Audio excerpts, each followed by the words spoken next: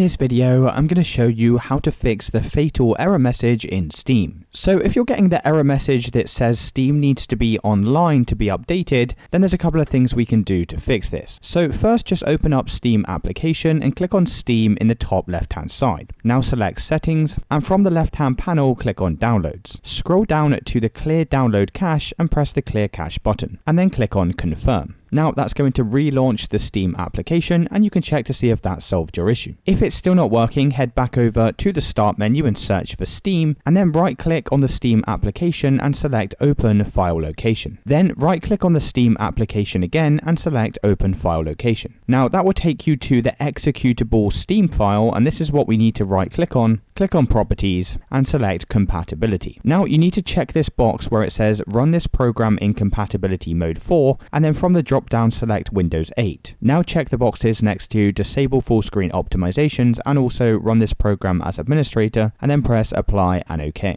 You can then double click on this Steam file and check to see if that solved your issue. If it's still not working, head over to the Start menu and search for Run and click on the Run icon. In the search box, type in %, local app data, %, and hit enter. Then we're just going to scroll down until you find the Steam folder in this list, and once you've found the Steam folder, right click on it and press the trash icon to delete it. If you get this message pop up, press continue, and then once again you can check to see if that solved your issue. Now if it's still not working, the last solution is to head over to your Start menu and search for Control Panel and click on the Control Panel window. In the top right hand side, make sure View By is set to Large Icons, and then select Network and Sharing Center from the list. In the left hand side, click on Change Adapter Settings, and then just locate and find your Wi-Fi connection. So mine's this one here, and we're going to right click on this and select Properties. Now from this list of options, select Internet Protocol version 4 and then press Properties. Now change where it says Obtain DNS server address automatically to use the following DNS server addresses, and then just type in 8888 and 8844, and then we can press OK to save these changes and close out of this window. And then once again you can launch up the Steam application, and that should have now solved your issue. So it's as simple as that, guys. If you did find this video helpful, then let me know in the comments and I'll see you in the next one.